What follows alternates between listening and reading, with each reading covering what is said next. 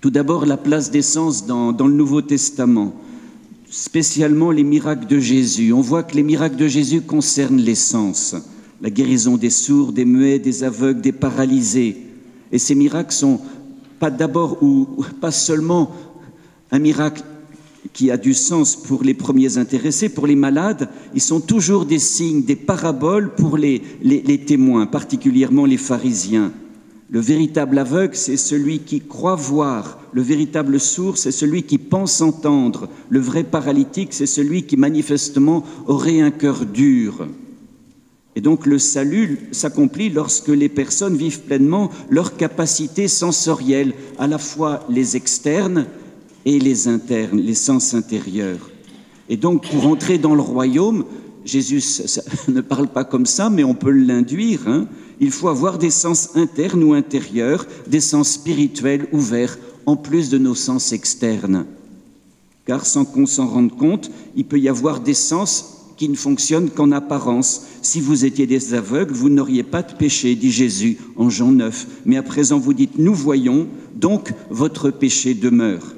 C'est ainsi que Jésus réplique au moment où l'aveugle-né guéri se prosterne devant lui. Il réplique aux pharisiens « Je suis venu en ce monde pour un discernement, une crisis, afin que ceux qui ne voyaient pas voient et que ceux qui voyaient deviennent aveugles. » Et je passe au moment des apparitions, toujours en Jean, où les sens externes et les sens internes se rejoignent pleinement, spécialement lors des apparitions à Marie-Madeleine et à Thomas. Avec Marie-Madeleine, nous avons bien en mémoire ce qui se passe. C'est d'abord l'éveil de la vue, et puis l'éveil de l'ouïe. Elle ne reconnaît pas le ressuscité, il lui faut d'autres yeux, mais au départ, elle ne reconnaît pas non plus la voix de Jésus, qui pourtant lui est si familière, et puis elle va tressailler en entendant son prénom. Elle va recevoir le don d'une nouvelle oreille qui va lui permettre de voir ensuite. Et puis la scène se termine avec la conversion du toucher. Noli me tangere. Marie-Madeleine a dû s'emparer des pieds de Jésus pour qu'il lui dise « Cesse de me retenir ». Cet élan amoureux en haute tension affective est converti par un autre mode de relation, la relation fraternelle. Va vers mes frères. Et désormais, Jésus se laissera toucher sous le régime de la foi par la relation aux frères. Avec Thomas, curieusement, c'est l'inverse. Ce qu'on vient de voir avec Marie-Madeleine, parce que Jésus lui dit « Avance ton doigt et mets mes mains, mets-la dans mon côté, cesse d'être incrédule, sois croyant. » Et manifestement, enfin on ne le sait pas, mais on peut en déduire que Thomas n'use pas du sens tactile, il ne met pas la main, mais il a une espèce de fulgurance. Il est le premier humain à confesser que l'un de la race humaine est Dieu, mon Seigneur et mon Dieu. Et Jésus va répondre, c'est sans doute si on ne tient pas compte de la finale 21, Jean 21, vous savez, qui a été rajoutée après, la dernière parole de Jésus, c'est une béatitude. Heureux ceux qui croient sans avoir vu, heureux ceux qui acceptent d'entrer dans un nouveau mode de relation où les sens ne sont plus en première ligne, mais la foi. Croire sans voir, ne plus user des sens pour croire à la bonne nouvelle. Exactement comme Jean, quand il va entrer dans le tombeau, il va croire par intuition, par un accueil tout intérieur de la présence, mais sans l'ouverture des sens externes ou seulement pour voir des indices. Je passe maintenant à sa première lettre, sa première épître que nous connaissons bien, et j'en déduis que ça a dû bouger entre-temps. Vous vous rappelez ce qui était depuis le commencement, ce que nous avons entendu, ce que nous avons vu de nos yeux, ce que nous avons contemplé et que nos mains ont touché du Verbe de vie, nous vous l'annonçons. Oui, la vie s'est manifestée, nous l'avons vue et nous rendons témoignage. Nous vous annonçons la vie éternelle qui était auprès du Père et qui s'est manifestée. Ce que nous avons vu et entendu, nous vous l'annonçons à vous aussi, pour que vous aussi, vous soyez en communion avec nous. On est plusieurs décennies après l'expérience où Jean a fait concrètement la rencontre de celui qui est au commencement. on perçoit dans ce prologue son chamboulement intérieur d'avoir fait l'expérience du Verbe de vie. Il aurait pu évoquer tout de suite des souvenirs très marquants pour lui, et des années après, il revient au langage sensoriel. L'ouïe, la vue, le toucher, pour parler non seulement de la rencontre du Christ au jour de sa chair, comme dit l'Épître aux Hébreux, mais pour faire référence à son expérience de la rencontre du Christ ressuscité. Cette parole qui a traversé la mort, elle s'est rendue visible, audible, palpable. C'est une expérience des sens, et spécialement l'expérience du voir qui atteste le témoignage, la mention du toucher qui atteste la vérification qu'il est bien vivant, qu'il n'est pas un fantôme. Et puis on peut forcément penser que la mention du toucher évoque l'amitié profonde, cette expérience si profonde du jeudi saint où Saint Jean se penche sur la poitrine de Jésus. Ma question, c'est de savoir, est-ce que Saint Jean relate cette expérience sensorielle pour affirmer seulement que son témoignage est irréfutable et que cette expérience est l'unique privilège de ceux et celles qui l'auront côtoyé, ce Jésus, avant et surtout après la résurrection? Ou alors est-ce que c'est notre privilège à nous qui sommes animés de l'esprit de Jésus ressuscité? C'est difficile de conclure, On a quand même un indice, c'est que le verbe « écouter » apparaît 14 fois dans cette première lettre de Jean, comme si le sens de l'écoute était maintenant le seul sens possible pour croire. Après un bref passage de Jésus sur la terre, nous serions revenus à la condition antérieure au Shema Israël, à la Fides ex auditu en Romains 10, la foi vient de ce qu'on entend. L'expérience de la vue du toucher, sans parler de celle du goût de l'odorat, serait désormais exclue pour les générations suivantes. Bon, on peut conclure en tout cas, sans conclure cette question difficile, que si Jean insiste pendant l'écriture de sa première lettre sur l'expérience des sens, parce qu'il s'adresse aux croyants qui sont sous influence de la gnose, du docétisme, tous ceux qui commencent à douter que le Fils de Dieu soit réellement venu dans la chair. Et pourtant, à sa manière, la lettre pose bien la question, est-ce que pour chacun de nous, et notamment pour les lecteurs à qui Jean s'adresse, est-ce qu'il est envisageable d'intégrer la dimension sensorielle dans l'expérience de foi au Christ ressuscité?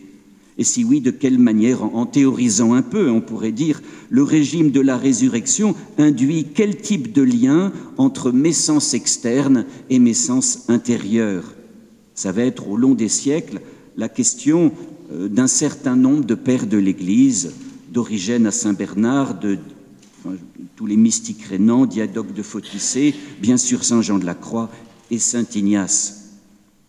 C'est là où je vais aller maintenant aux deux. J'aurais pu aller tout de suite vers les pères de l'Église qu'ils disent, mais je voudrais m'arrêter sur la liturgie.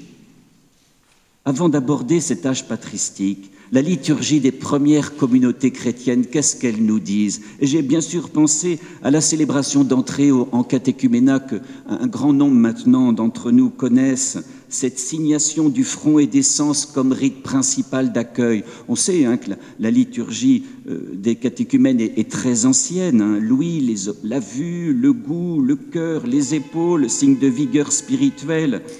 La réponse, pourquoi on accueille ces nouveaux catéchumènes dans l'Église par la signation des sens, elle est, je crois, dans l'oraison du célébrant, qu'ils parviennent à l'illumination de la nouvelle naissance, l'illumination intérieure par le biais des sens externes, comme si le signe du salut, la croix, exprime un désir d'ouverture sur ces lieux du corps, une espèce d'accès plus ou moins obturé que la croix viendrait déboucher pour accéder au lieu nodal qu'est le cœur, où résidera dans quelques mois l'inhabitation de l'Esprit de Jésus ressuscité.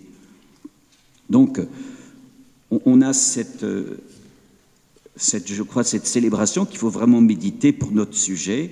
Et puis, on les voit, les sens à l'œuvre dans la liturgie, l'huile parfumée, l'encens, etc., qui était réservé aux dieux païens, le pain eucharistique qui n'était pas du tout le nôtre, hein, qui est comme celui des liturgies byzantines, qui était beaucoup plus goûteux, on pourrait dire, hein. Et puis les images peintes, les mosaïques qui vont apparaître très vite dans une forme de foisonnement dès les catacombes romaines, le chant bien sûr, la musique, les instruments, le toucher a commencé par l'immersion baptismale, bref, la liturgie chrétienne, comme la tradition juive, mais plus encore du fait des images, atteste que les sens font partie intégrante de l'expérience confessante, de l'expérience priante, avec certainement cette conviction de base, hein, lex orandi, lex credendi, si le Verbe nous a rencontrés à travers ses sens, s'il a parlé aux premiers témoins par leur sens et leur intelligence, il en fait de même aujourd'hui dans son nouveau régime de la résurrection. Le sens symbolique au sens fort, sacramentel, suppose une expérience des sens la plus affinée possible pour qu'il y ait véritable conversion et adhésion durable à la foi chrétienne. Maintenant, je vais essayer de voir si les pères, là, notamment dans leur théorisation, ils vont entendre cette loi de la liturgie, sens interne et sens externe ne vont pas l'un sans l'autre. Nous rencontrons Dieu dans la prière communautaire en regardant, en écoutant, en humant, en touchant, en mangeant. Nous allons passer maintenant à Origène au IIIe siècle, Origène d'Alexandrie, qui théorise le premier cette doctrine des sens spirituels. À côté des sens corporels, il affirme qu'il y a bien des sens ordonnés à la compréhension du monde divin immatériel. Il va employer un mot grec, esthésis, qu'on peut traduire comme perception immédiate d'un autre ordre que le raisonnement et aussi que le sensible. C'est une forme d'expérience de Dieu qui éclaire le regard intérieur et qui donne à goûter sa douceur. Mais il va dire, ce lien entre sens externe et sens spirituel est métaphorique. Je cite, « La connaissance de Dieu ne dépend pas de l'œil du corps, mais de l'esprit. Celui-ci voit ce qui est à l'image du Créateur, et il a reçu de la providence de Dieu le pouvoir de connaître Dieu. Et ceux qui voient Dieu, c'est le cœur pur. » En référence à la béatitude « Heureux les cœurs purs, car ils verront Dieu ». Et il conclut « Le sens spirituel est un sens spirituel non corporel ». Alors, j'ai la chance d'être en communauté avec le père Michel Feydeau, qui est un des spécialistes actuels d'Origène, et puis il m'a expliqué que, bien sûr, Origène est pris en tension entre son anthropologie platonicienne dualiste, spiritualisante, qui n'aime pas beaucoup la dimension corporelle. Personnellement, moi, je me serais arrêté à ce constat, mais il me dit, mais attention, parce que lui, il rencontre le Christ dans la parole de Dieu, et notamment dans cette exégèse allégorique, et donc, pour aller vers notamment le commentaire du Cantique des Cantiques ou de la Transfiguration, il faut les sens. La médiation des sens corporels est nécessaire. Donc, on le voit pris en tension. Et sa doctrine va avoir une postérité au fil des siècles. Il va y avoir beaucoup de nuances entre les doctrines, ce qui n'est pas étonnant parce que c'est toujours une question des courants anthropologiques plus ou moins platoniciens qui se rejoignent. La façon dont on accueille favorablement ou non la dimension corporelle dans l'expérience spirituelle, la façon dont on intègre la sensibilité dans la relation croyante, dans la prière, etc. Moi, je dois vous avouer, je n'ai pas la culture suffisante pour vous en parler, et puis il n'y a peut-être pas le temps, mais il y a un grand panorama entre des gens comme le Pseudo-Macaire, j'ai lu quelques textes de lui, c'est passionnant, Diadoque de Photicée, Grégoire de Nice aussi, et puis autrement Saint-Bernard, lui qui sera beaucoup plus en retrait, Saint-Bonaventure, dont je vais dire un petit mot, Saint-Jean de la Croix et Saint-Ignace. Je mentionne effectivement Saint Bonaventure parce qu'il intègre cette doctrine des sens spirituels dans une vision globale de sa théologie mystique. La connaissance de Dieu, dit-il, passe par une purification intérieure des sens, une union progressive de toutes les facultés. Pour lui, les sens spirituels sont une capacité donnée par grâce, permettant aux croyants de voir la lumière divine, entendre la parole vivante de Dieu, goûter la douceur spirituelle, sentir le parfum de sainteté, toucher la présence divine. Ces expériences ne sont pas intellectuelles au sens noble. Il n'y a pas un nouveau, vous voyez, un sens nouveau du fait de notre condition de baptisé. Non, non, mais parce que je pense que à la suite de saint François d'Assise, saint Bonaventure intègre vraiment l'affectivité dans l'expérience croyante. Donc, vous voyez, quelqu'un comme saint Bonaventure va assurer la continuité entre nos sens corporels et les sens spirituels, à condition qu'il y ait une purification, allant jusqu'à une certaine nuit des sens. Et chez saint Bernard, par exemple, il y aura des phrases telles écoutez, les sens spirituels vont entrer en activité, certes, mais lorsque les sens corporels se seront endormis. On voit qu'il y a aussi une dimension eschatologique qui va entrer dans le débat en faisant référence, par exemple en Éphésiens 4, à l'homme nouveau, l'homme intérieur. On va se demander, mais est-ce que les sens spirituels sont des sens externes transfigurés et donc homogènes, ou alors ces sens spirituels, c'est un sens intérieur nouveau, donné par grâce, radicalement hétérogène vis-à-vis du physique. Voilà. J'en resterai là, je m'en tiendrai là pour tout ce qui est du développement de cette doctrine chez les pères. Je vais faire un bond jusqu'au XVe, XVIe siècle pour parler maintenant de saint Ignace et la façon dont il comprend l'application des sens, la place des sens dans la vie spirituelle. Peut-être qu'il y en a pour qui ce sera très nouveau, je vais être un peu technique, mais c'est pas grave, je vais essayer d'être le plus clair possible. Chaque soir, en effet, quasiment chaque soir, sauf les quelques jours du début, pendant le grand itinéraire des exercices spirituels, saint Ignace va proposer de faire une application des sens, comme le dernier des 5 exercices de la journée. Un exercice, c'est en gros 1 heure d'oraison qui est préparée et qui est relue.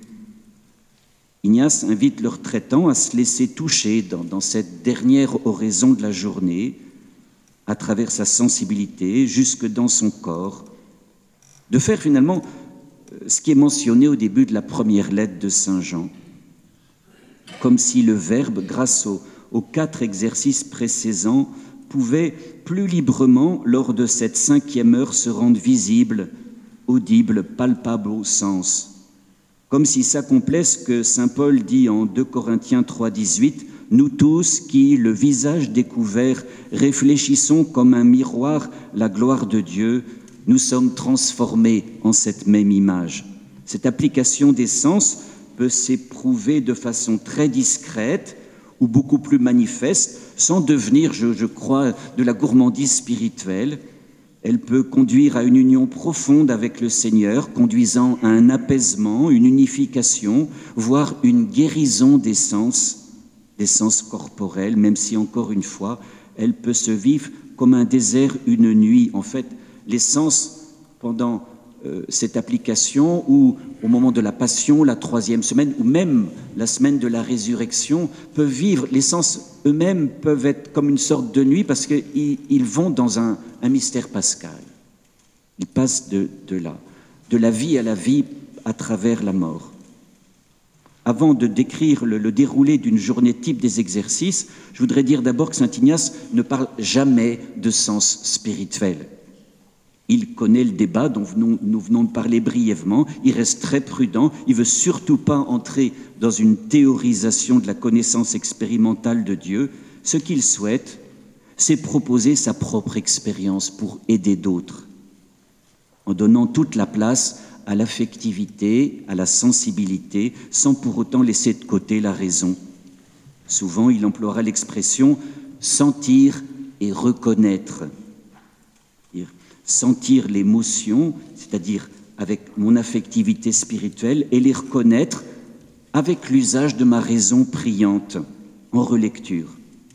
En outre, il va promouvoir 3 sortes de prières, ce qu'on va appeler la considération, la méditation et puis la contemplation.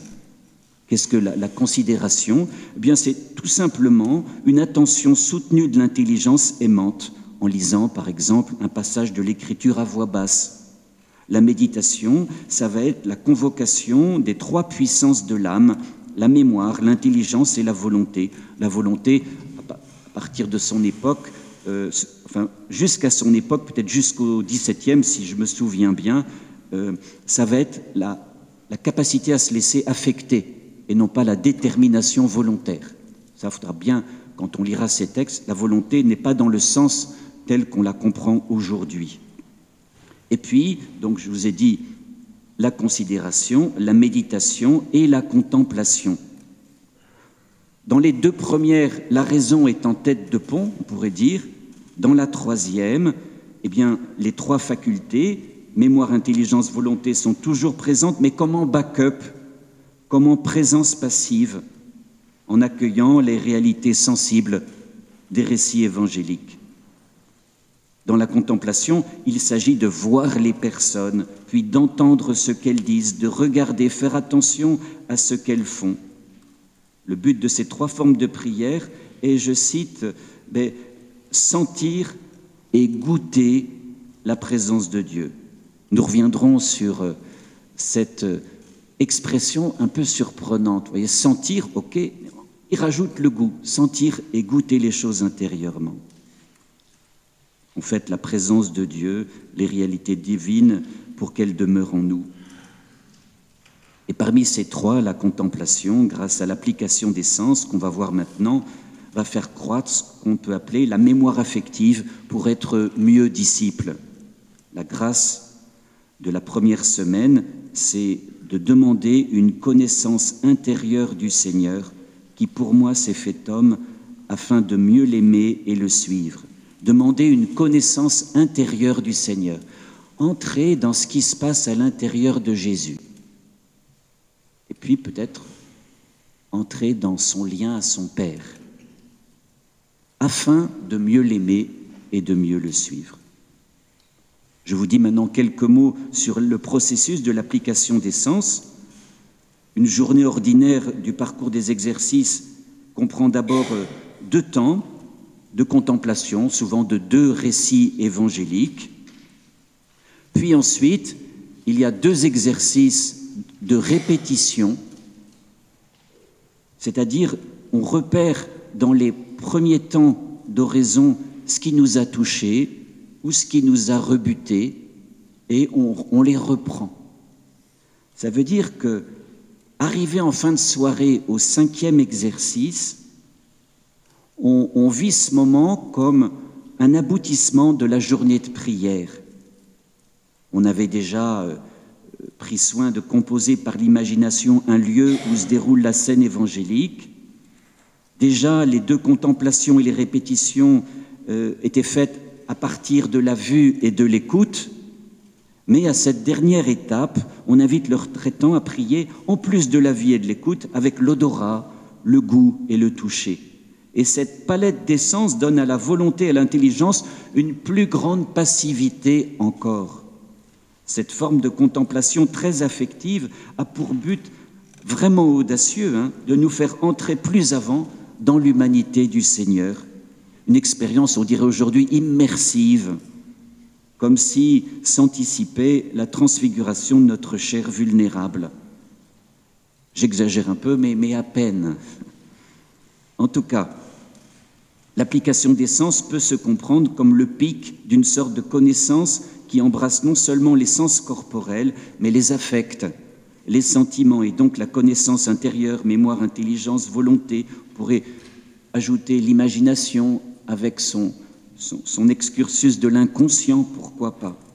Dès le début du livre des exercices, dans les conseils de guidance, ce qu'on appelle la 2e annotation, Ignace donne le ton. Cette phrase, on la répète souvent, vous la connaissez sans doute, ce n'est pas d'en savoir beaucoup qui rassasie et satisfait l'âme, mais de sentir et goûter les choses intérieurement.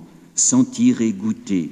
Et là, je cite Javier Meloni, un jésuite qui a bien travaillé les choses, qui est à la fois italien et catalan. Pourquoi convoquer les sens? Pour rendre tangible le plan intangible de l'esprit.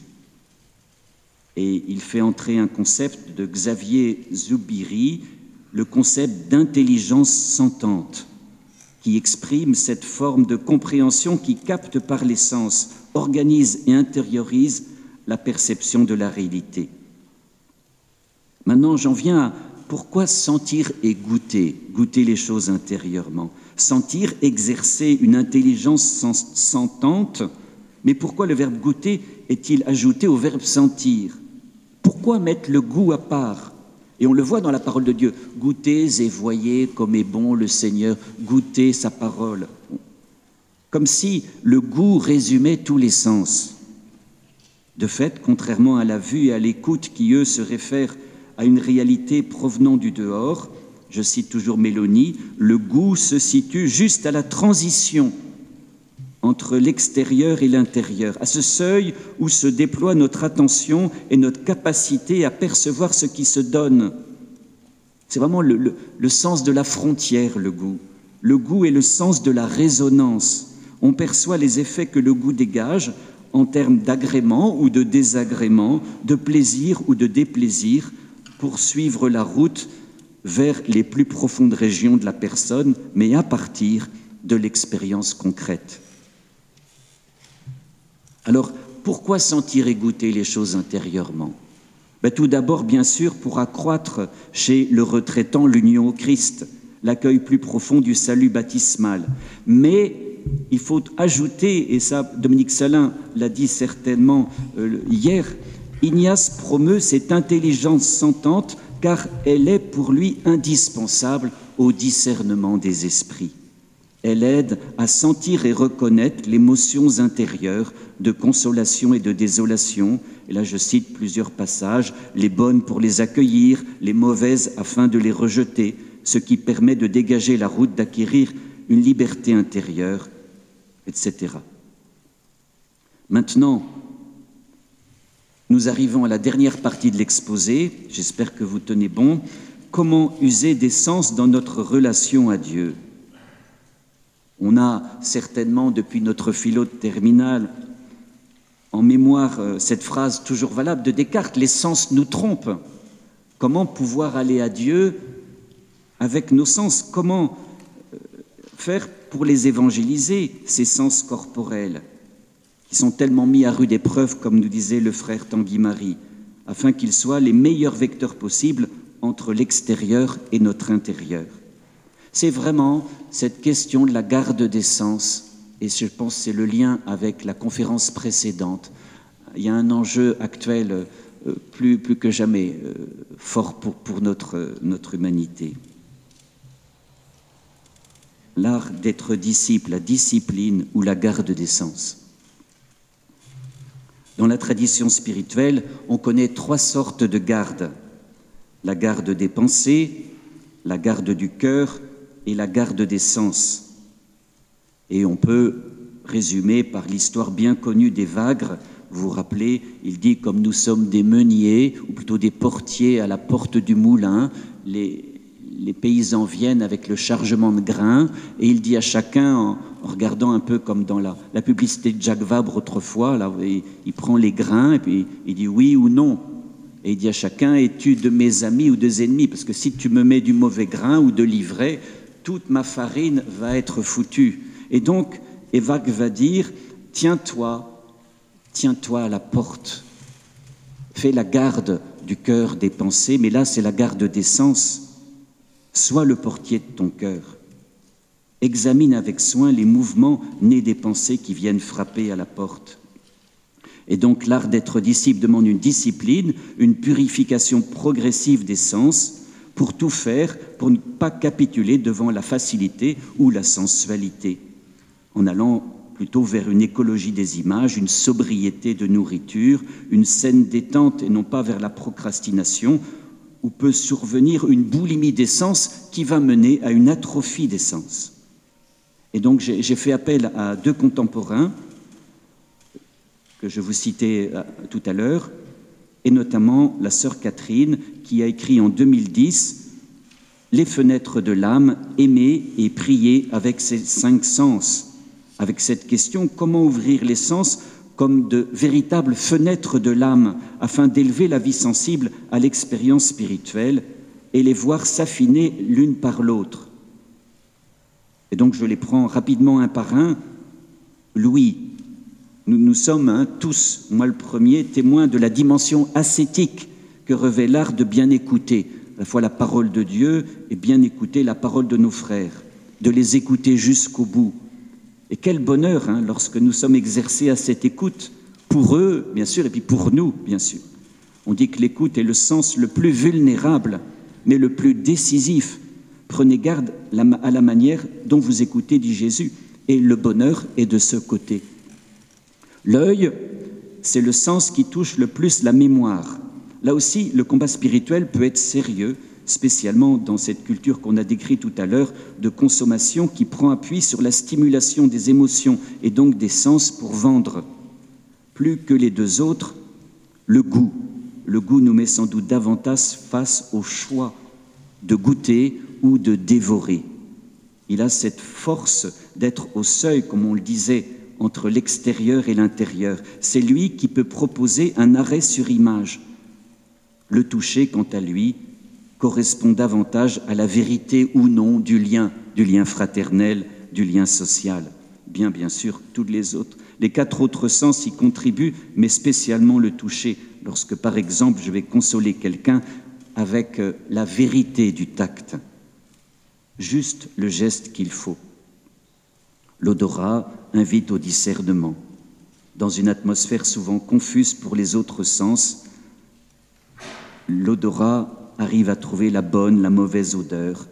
C'est notre expression. Un tel a du flair. Sentir les situations, avoir du bon sens. Peut-être même, quand on parle du sensus fidei, le bon sens des fidèles. Ces expressions suggèrent ce que son accroissement peut apporter. Pour ma part, j'ajoute au développement de Catherine Aubin que les sens sont des fenêtres de l'âme pour aimer et prier, grâce à l'ouverture des 4 livres de nos vies, que sont la parole de Dieu et les sacrements, le livre de notre histoire sainte, que nous avons créé ou non avec les autres, le 3e livre, celui de la nature, de la création, et enfin celui de l'art de la création des hommes. Et donc, lorsque ces 4 livres sont ouverts par les sens, la communion, la communication, bien sûr, mais la communion avec Dieu et nos frères, la prière peut s'opérer pleinement. On pourrait prendre l'exemple d'un enfant qui va à l'école de musique et au fur et à mesure qu'il apprend le solfège et à manier son instrument, il acquiert plus ou moins l'oreille musicale. Et plus il aura l'oreille musicale, plus sa voix de musicien va se dégager. Je pense que c'est ça, l'éducation des sens. Maintenant, j'en viens à ce que dit le père Cencini, qui est donc canossien, professeur à l'université salésienne, et il a écrit en 2019 « Évangéliser notre sensibilité pour apprendre à discerner ».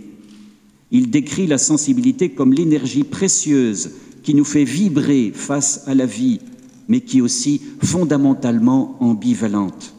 Elle peut nous conduire vers le bien comme vers son contraire.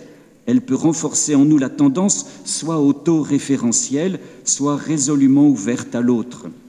Il redit cette chose ancienne et fondamentale, qu'il est possible et même nécessaire aujourd'hui d'intervenir sur les sensations, ne pas rester passif vis-à-vis d'elles, bien sûr aussi de les éduquer, surtout si elles nous dérangent, si elles dérangent notre croissance spirituelle. Le but, dit-il, est surtout d'apprendre à accueillir et à promouvoir les sensations qui sont conformes à notre identité profonde. Et cette éducation suppose de convertir, d'évangéliser non seulement les sens, c'est ça, moi je le trouve très intéressant, mais ceux vers quoi ils conduisent, les sentiments, les émotions, les affections, afin que cette éducation longue et patiente atteigne vraiment le lieu du désir, le lieu du cœur au sens biblique. Oui, dans sa démonstration, je retiens surtout ce lien entre les sens et le cœur. Pour parler du cœur depuis plusieurs années, j'ai en mémoire la définition de l'encyclique Lumen Fidei au numéro 26, qui, à mon regret, n'a pas été reprise dans Dilexit Nos. Je voulais vous la montrer parce que le cœur dans la Bible est le centre de l'homme, où s'entrecroisent toutes ses dimensions. le corps et l'esprit, l'intériorité de la personne et son ouverture au monde et aux autres, l'intellect, le vouloir, l'affectivité.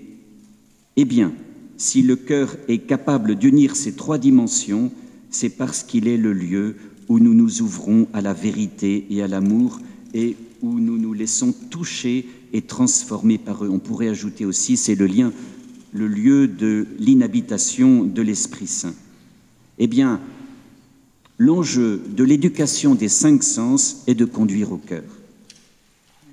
Et donc, je vais vous dire maintenant, en gros, comment Cencini décrit ce lien entre les sens et le cœur. Tout d'abord, l'éducation de la sensibilité, ça commence par les sens. Ils sont notre premier contact avec la réalité. Les informations qu'ils recueillent sont la matière première, d'où part toute la chaîne qui commence donc par les sensations. Puis, il y a les émotions qui expriment notre réponse à ces sensations. Et puis, les émotions donnent naissance aux sentiments. Et ceci donne une orientation aux émotions, ce qui permet quelque chose de plus stable au niveau intérieur. Et c'est à ce moment-là que peut vraiment se concentrer l'éducation de notre intériorité. Car les sentiments donnent une certaine orientation au monde intérieur. Et les sentiments donnent ensuite naissance à ce qu'il appelle les affections, qui, elles, sont des liens profonds et stables.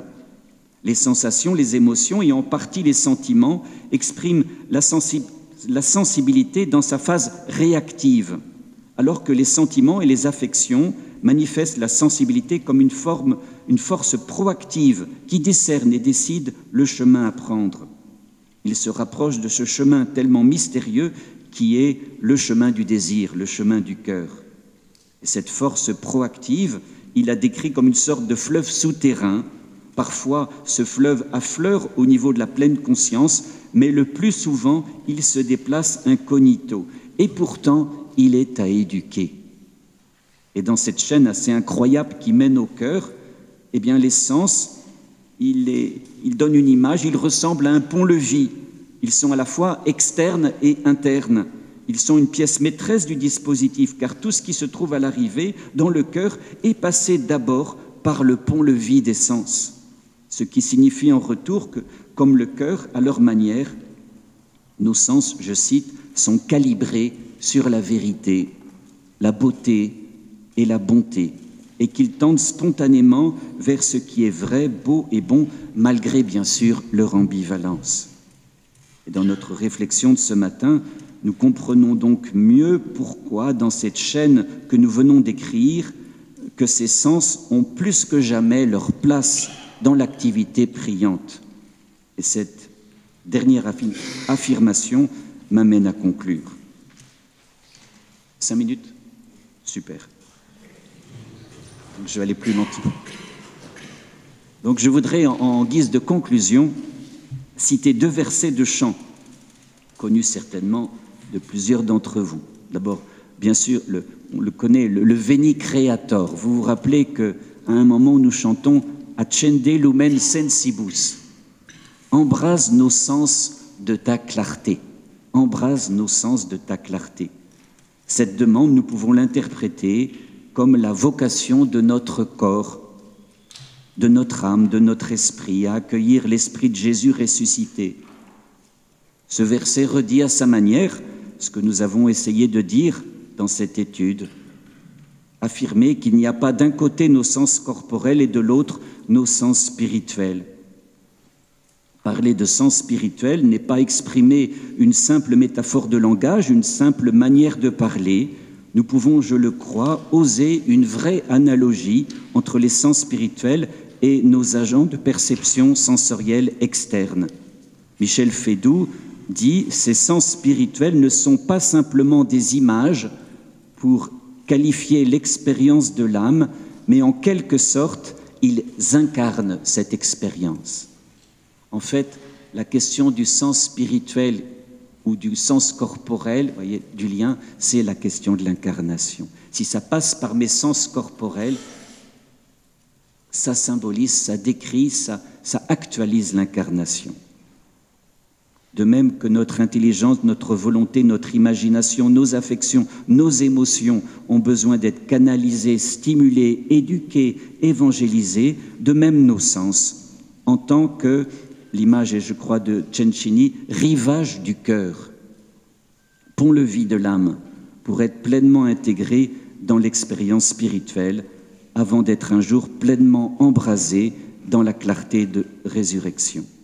Embrase-nous de ta clarté. Et puis le deuxième chant, deuxième verset d'un chant, c'est de Didier Rimaud. Peut-être vous connaissez Jésus qui m'a brûlé le cœur. À un moment, il dit au premier couplet, il dit cette phrase, « Tourne mes sens à l'intérieur, force mes pas à l'aventure. » Tourne mes sens à l'intérieur, force mes pas à l'aventure. C'est vrai que la poésie des chants de Didier Rimaud est parfois un peu compliquée. Mais ça vaut le coup de regarder de près ce verset. En effet, Rimaud fait parler un des deux disciples d'Emmaüs. Ce disciple a fait à l'improviste l'expérience du ressuscité. Sans que sa raison le sache, sur la route, il a écouté, le cœur brûlant, l'homme du matin de Pâques. Il l'a humé, l'a sans doute touché. À l'auberge, il l'a vu le temps d'un éclair. Et plus tard, il se rappelle ce qu'on pourrait appeler l'expérience inoubliable des sens. Longtemps après, il fait cette prière, « Christ ressuscité, tourne mes sens à l'intérieur. » Ce que j'ai expérimenté un jour à travers mes sens externes est comme emmagasiné dans ma mémoire affective. Donne-moi ainsi, par cette mémoire brûlante, la grâce de forcer mes pas à l'aventure, c'est-à-dire d'engager, grâce à ce sentir intérieur, ma liberté sur tes chemins pour discerner, choisir selon Dieu ton Père. Comme j'ai couru le soir de Pâques vers mes frères, fais que je cours comme la bien-aimée du cantique à l'odeur de tes parfums. Ce verset résume à lui seul le rôle des sens dans la vie spirituelle selon Ignace de Loyola. Si nous avions eu le temps, nous aurions pu aborder les thèmes du don des larmes, qui semble comme le sixième sens spirituel, passionnant, et qui est très actuel, notamment quand on accueille les catéchumènes, le don des larmes. Mais lui, ce sens va de l'intérieur vers l'extérieur. Et puis bien sûr, il y aurait la théologie de la tendresse de Dieu, chère au pape François, qui est, je le cite, la beauté de nous sentir aimés par Dieu et la beauté de sentir que nous aimons au nom de Dieu. En tout cas, merci d'avoir choisi ce thème des sens spirituels pour votre colloque. Parmi tous les choix que vous avez à faire, il est rarement abordé et c'est dommage car il est au centre de bien des questions contemporaines, comme je le disais au début, non seulement les questions spirituelles, mais aussi les questions anthropologiques, culturelles et sociales. Je vous remercie.